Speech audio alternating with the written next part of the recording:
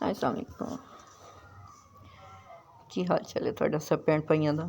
उम्मीद करनी आ तुसी सब खैरियत नाल होवोगे। अच्छा जी, इधर ना ये दोपहर का टाइम है तो मैं आज सोच रही थी कि क्या बनाऊँ। आज हमारे इधर सुबह से इतनी धुंध है कि 12 बजे कहीं जाके धुंध जो है ना वो छटी है और ठंड बहुत ज़्यादा थी। तो कुछ समझ ही नहीं आ रही थी कि क्या करूँ ना क्या बनाऊँ।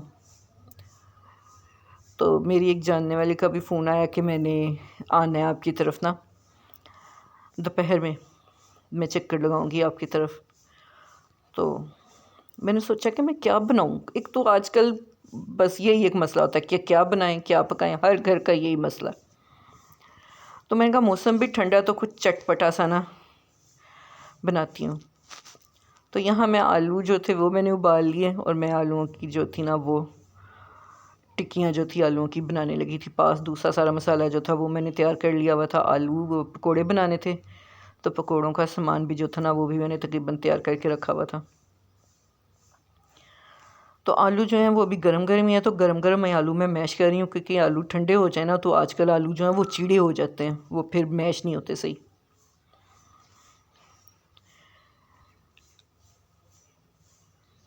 यहाँ मैंने प्याज, सब्ज़ मिर्च, धनिया जो है वो बारीक बारीक काट के रख लिया हुआ था। दूसरे सारे मसाले जो थे अजवाइन, कसूरी मेथी, दादड़ मिर्च, नमक, हल्दी और सुरख मिर्च, सूखा धनिया और ज़ीरा पिसा हुआ, वो सारा कुछ डाल के तो मैंने जो है ना वो तैयार कर ली हुई थी सारी चीज़ें। जैसे मैं मिक्स करूँ और कबाब जो है ना बना लूँ। तो अभी ये मैं बना ही रही थी, मिक्स कर रही थी मसाला ये वाला, तो साथ ही दरवाज़े पे बेल हुई। तो मेरे जो मेहमान थे ना वो आ गए हुए थे।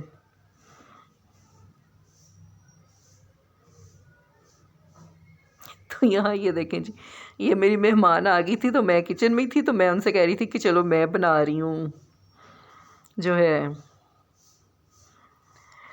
टिक्कियाँ बना रही हूँ, मैं वो तैयार करती हूँ। गैस जाने वाली है तो तुम जल्दी से ना पकौड़ों का जो मसाला है ना वो तैयार करो, ताकि गैस के होते होते ही हम दोनों जो है ना ये दोनों चीज़ें तैयार कर लें चाय बना के। तो फिर हम लोग जाके बैठते हैं ना, फिर बैठ के तो गरम गरम चाय पीते हैं और साथ फिर बातें करते हैं। तो उसने पकौड़ों का मसाला बनाना, दूसरी तो सारी चीज़ें सिर्फ तैयार की हुई थी, सिर्फ इनकी ना कटिंग ही करनी थी, आलूओं की कटिंग करनी थी और प्याज काटना था। पालक वगैरह जो थी वो मैंने फ्रीज़ की हुई होती है। तो यहाँ मैंने जो है ना वो टिक्कियाँ बनानी शुरू कर दी। उसने पकौड़ों का मसाला जो था वो तैयार किया। दोनों ने मिलके हम लोगों ने जो है ना ये तैयारी की। इसी तरह हम लोग करते हैं सारे ना, भी ये नहीं करते कि हम लोग एक दूसरे की तरफ गए हैं, किसी के घर गए हैं तो मेहमान नहीं बन के बैठ जाते। मेरी तो शुरू से ही आदत है कि मैं किसी के घर जाऊं तो मैं मेहमान नहीं बन के बैठती। मुझे पता नहीं तसल्ली नहीं होती कि जब तक मैं जाके किसी के साथ काम ना करवाऊं। मुझे बहुत बुरा लगता है, बहुत ही बुरी मुझे ये आदत लगती है कि किसी के घर जाओ और जाके उस पर बोझ बन जाओ, भी ऐसे मेहमान बन के बैठ जाओ कि वो आपको पानी भी सर्व करे, चाय भी सर्व करे, हर काम करे। तो ये मेरी नज़र में तो ये कोई अच्छी आदत नहीं होती। आप किसी के घर गए हो, उसके साथ मिल के हाथ उसका बटा के तो साथ मिलजुल के काम कर लेना चाहिए। एक तो उसका भी वक्त बचता है और ना तो जाने वाला उस पर बोझ बनता है, और ना ही जिसके घर आप मेहमान जाते हैं उसको भी ये चीज़ें महसूस नहीं होती कि भी अच्छा लगता है लोगों को कि आने वाला जो है वो हम पे बोझ नहीं बना। मिलजुल के जो है ना वो काम कर लेते हैं। तो यहाँ जी पकौड़ों का चीज़ कटिंग होगी हुई थी आलूओं की और प्याज की। तो मैंने उसके अंदर सारी चीज़ें जो थी नमक, मिर्च, हल्दी, कसूरी मेथी, अजवाइन, सारा कुछ जो है ना, थोड़ा सा बेकिंग मीठा सोडा भी मैंने इसमें डाला था ताकि पकोड़े जो है ना फिर वो नरम बनते हैं।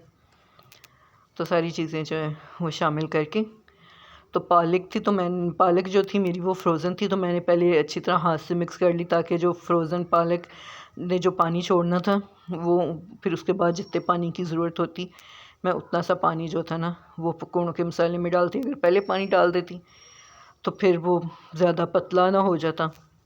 तो इसलिए मैंने उसे एक दफ़ा हाथ की मदद से अच्छी तरह जो है ना मिक्स कर लिया था, ताकि जो पालक ने या सब्ज़ी ने जो पानी छोड़ना था वो छोड़ दें। तो फिर उसके बाद जितने पानी की गुंजाइश हो मैं उतना सा पानी जो है ना वो उसमें शामिल कर लूँ। तो फिर पास ही मैंने जो है वो घी गर्म होने के लिए रख दिया था।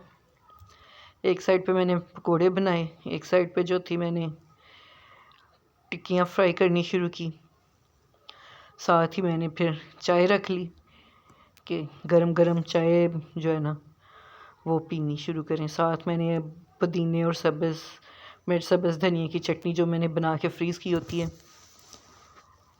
वो फेंट के दही में डाल ली अच्छी तरह। और साथ मैंने जो चटनी बनाई होती है उसकी इमली की खट्टी मीठी चटनी। और आपको पता है पकोड़ों के साथ तो ख़ास तौर पे दोपहर के वक़्त पकोड़े आप बना रहे हैं, गरम गरम पकोड़े हों, साथ गरम गरम चाय हो, और आजकल के इस ठंडे मौसम में तो साथ इमली की चटनी और पुदीने की चटनी दही की इतना मज़ा करती है जिसकी हद ही नहीं। तो ये चीज़ें जो थी फिर हम लोगों ने तैयार की और तैयार करके बैठ के पकौड़े यहाँ मैंने बना लिए हुए थे। हम साथ साथ मैं टिक्कियाँ फ्राई कर रही थी और दूसरी साइड पे जो मेरी दोस्त थी उसने चाय रखी हुई थी, वो चाय बना रही थी। तो फिर हम लोगों ने मिलजुल के काम जो है वो किया और करके फिर बैठ के हम लोगों ने गपशप लगाई कोई 2-4 घंटे।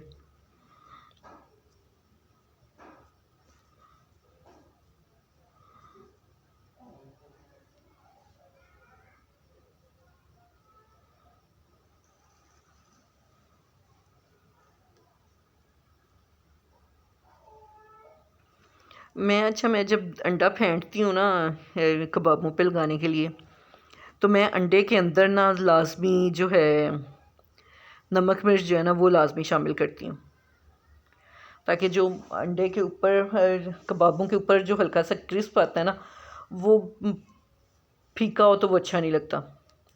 तो थोड़ा सा हल्का सा वो भी स्पाइसी होना चाहिए, स्पाइसी हो तो मज़ा आता है। मैं फिर जो कबाब होते हैं उनके अंदर नमक मिर्च का हिसाब रखती हूँ, ताकि मैंने बाद में अंडे के अंदर भी नमक मिर्च जो होती है ना वो शामिल करनी होती है। तो यहाँ मैंने उससे कहा कि मैं जो है कर रही हूँ तैयार, कबाब फ्राई करती हूँ, तुम लेके उतनी देर कमरे में जाओ और जाके जो है ना गरम गरम चाय पीनी शुरू करो, ताकि ठंडी ना हो, क्योंकि आजकल ठंड है और सर्दी में बहुत जल्दी जो है ना ठंडी हो जाती हैं सारी चीज़ें। तो यहाँ जी हम लोग बैठ के चाय पी रहे थे, तो आए मेरी सारी बहनें भाई बहनें हम सब लोग मिल के बैठ के तो चाय पीते हैं और इस ठंडे मौसम में गरम गरम पकोड़े जो हैं चटपटी चटनियों के साथ उनको खाते हैं। तो उम्मीद करती हूँ कि आपकी मेरी वीडियो ये आप लोगों को अच्छी लगी हो। दुआओं में याद रखिएगा, लाइक शेयर कमेंट्स और सब्सक्राइब कर दिया करें। बहुत शुक्रिया।